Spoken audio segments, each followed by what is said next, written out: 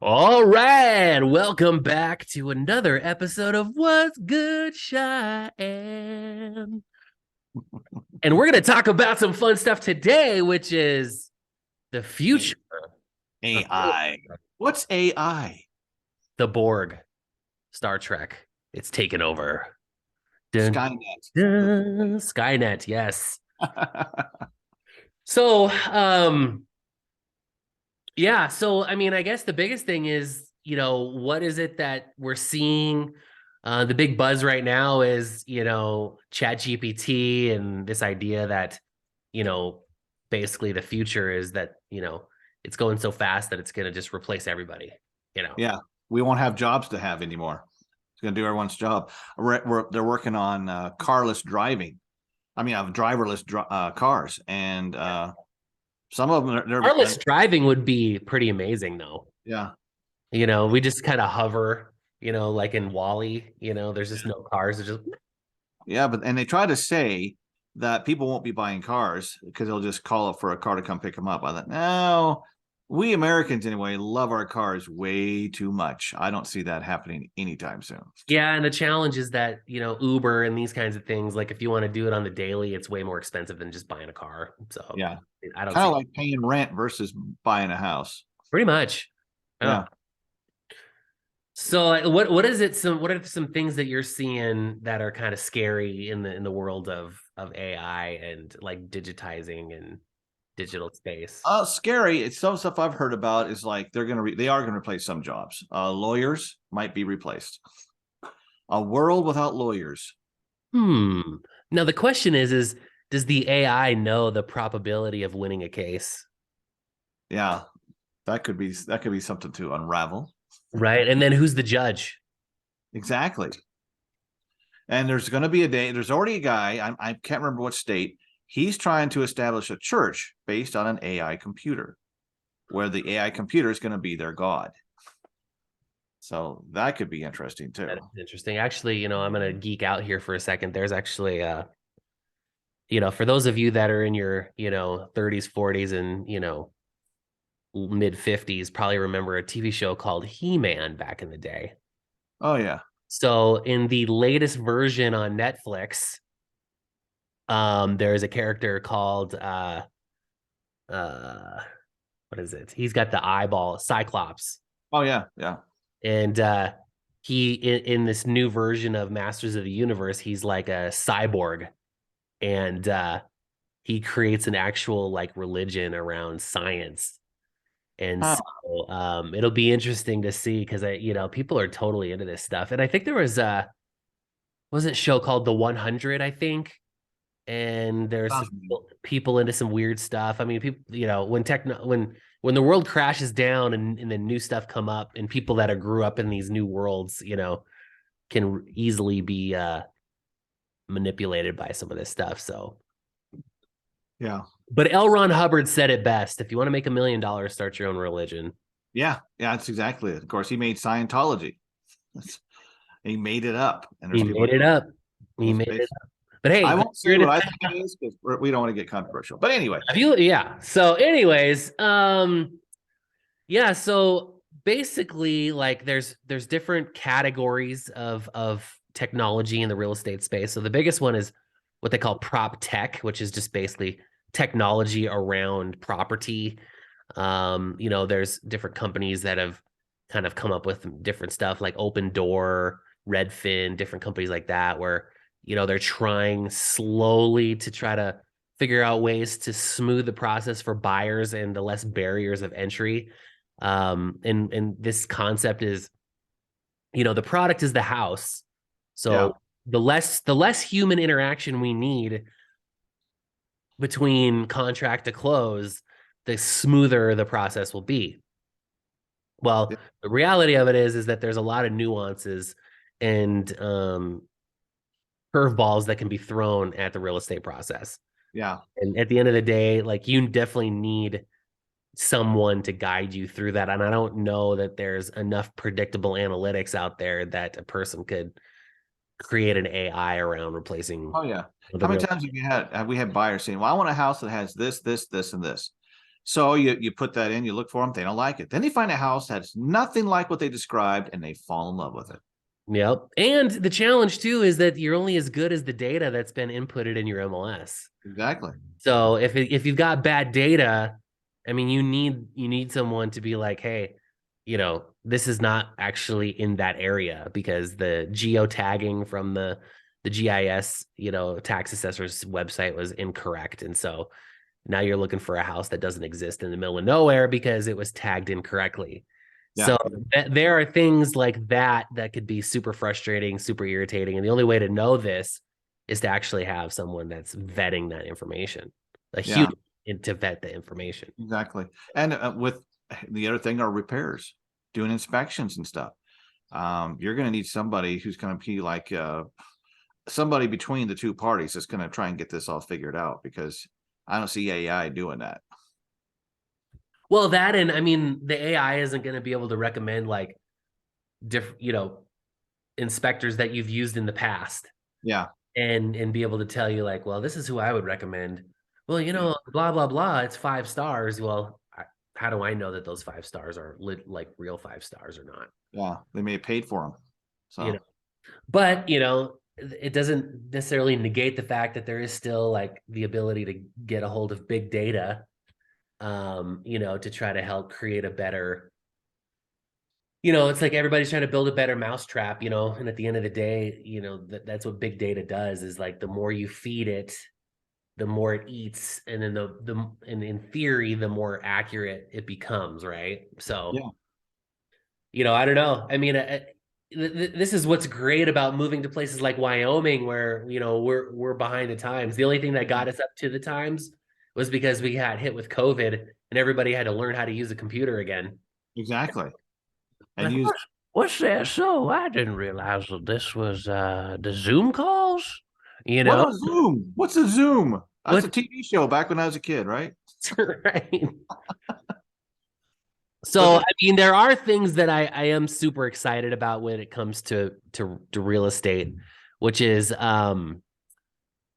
idea of eliminating paper altogether and having a secure contract through using things like blockchain, things like that. Yeah. And VR. I mean, the technology's there now.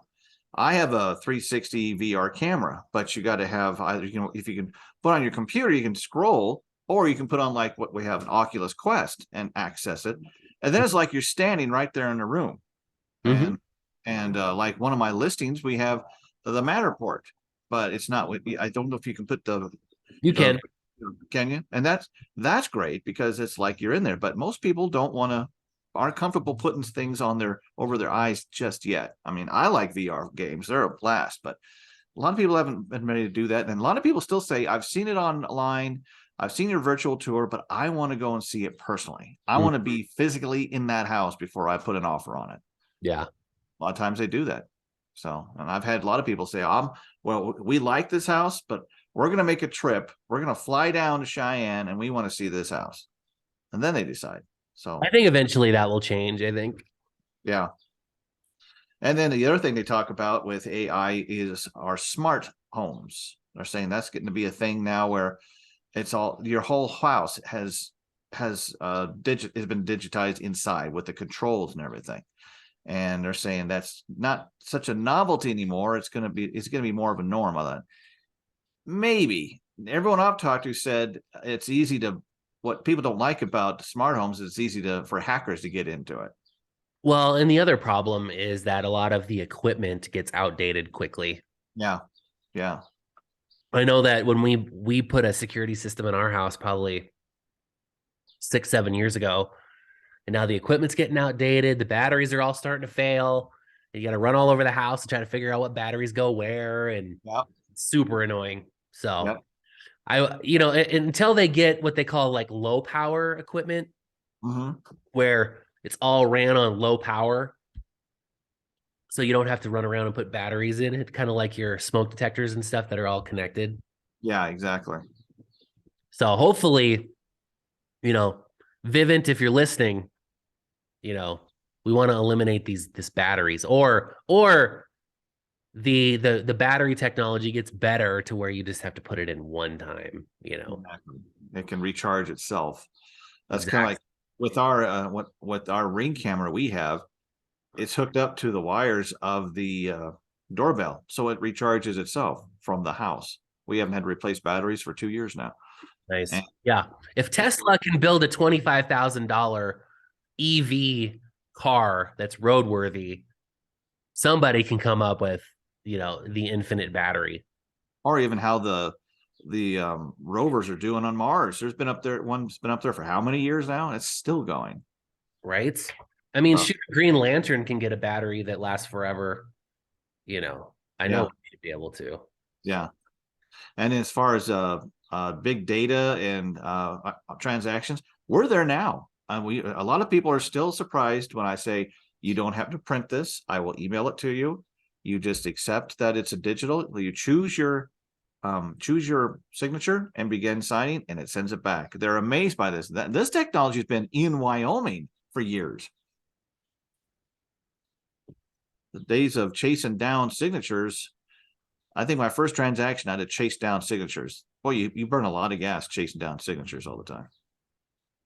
Exactly. Well, Google has those what is it, that Google cardboard, Oh yeah, where you just buy it. It's a $20 little cutout cardboard thing. You slide your phone in it, and then you can do the 3D tours that way too. oh yeah, yeah. You have fun games that way too, and scary Mhm. too. That was my first. I got that before I got the Oculus. So Oh, nice. and then, Can't but be done. I mean, if a person should just have like buy the Google cardboards in bulk. yeah, And when you have a client that's out of state and you're like, oh, well, that one's got a virtual tour. Let me mail you this, send this to you in the mail. exactly. Then they don't have to come out and physically see it. Yeah. And then the And days where they're going to say, "Hey, I want to go over and open that door." That's the other thing we can do with video tours. If I'm on the phone with them at the time, they'll say, "What's in that door over there? Go back to this area. I want to check something. I want you to zoom in on that. I want to look a close shot at that." That's beyond virtual reality. That's live video streaming into the place, which we do quite a bit as well. now what would take it to the next level is if you could do 3D, the Oculus Yeah, and do the live tour at the same time. And yeah, then it would feel much like you're taking your clients on a tour. yeah. Have 360 3D live. Yep. And then you could take it to like 6D, and you could have somebody being like, oh man, how cold is it in Wyoming? And you could have a family member throw ice at you when there's hail, Yeah. you could have somebody like with an ice machine, throwing fake snowballs at you, while you're walking around with your Oculus on. Like a Disney ride. Exactly like a Disney ride, it's Or like, if you ever saw the movie Ready Player One, they put on suits, yeah, and the person there can actually, if someone, the omnidirectional treadmill. yeah, exactly. So So if the agent puts on a suit, steps outside, that person can feel how cold or how hot it is. yeah, exactly. So So that if can be you're- exciting, but I yeah, don't think real estate agents are going anywhere. I don't think so. Too many nuances. Yeah, Until I think what'll happen before they get rid of the real estate agent is there'll be a real estate agent robot, Robbie the realtor robot. yeah, yeah. I think I know him. Welcome to Cheyenne. Let me open that door for you. And then all of a sudden you can pull up things from the internet and it's just like dun, dun, dun, dun, dun, dun, dun. If you're gonna go, on a car ride, Oh yeah, just comes out of everywhere on demand. It'd be great. oh yeah, yeah. Yeah, if you have an Oculus Quest, there is a YouTube that has nothing but 3D videos people have taken. Oh, A very cool. lot of Disney rides.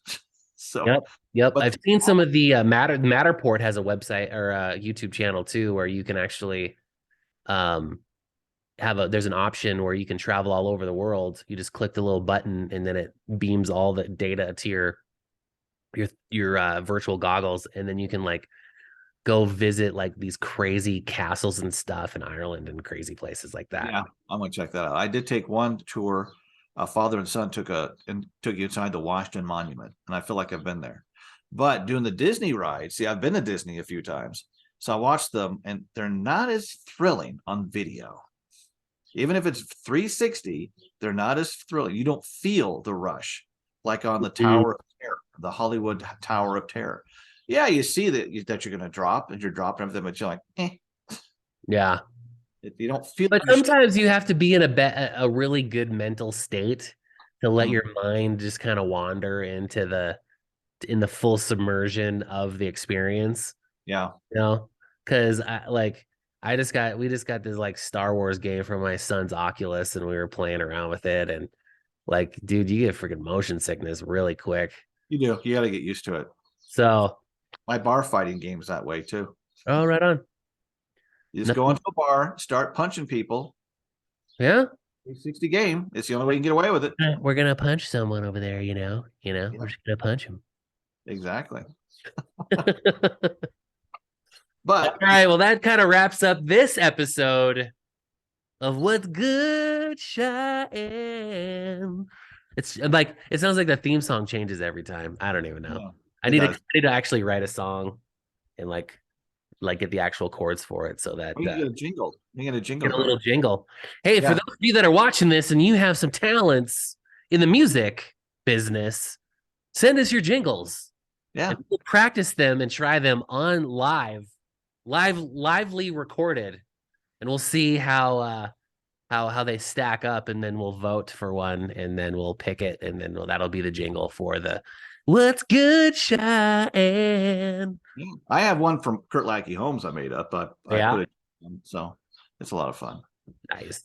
All right, so if people want to get a hold of you, Curtis, how do they do that? They go to, of course, you can call or text 307-286-0729. Curt Lackey Holmes. There it is. Or email me at curtlackeyholmes.com@gmail.com. Nice. And if you want to get a hold of me, you can shoot me a text, shoot me a DM. Just search JP Fluellen on all the Googles, or you can check me out on my YouTube channel. Just JP Fluellen. So I think that's it. Yeah, I think that's it for this week. Episode 8, I think. I think so. I think it's 9. I think it's 9 now. 8 or 9. Yeah. Whatever it is, it is. I'll count whatever it is I think I see becomes a Tootsie Roll for me. There you go. Yeah, and there it is. All right. Catch you guys next time.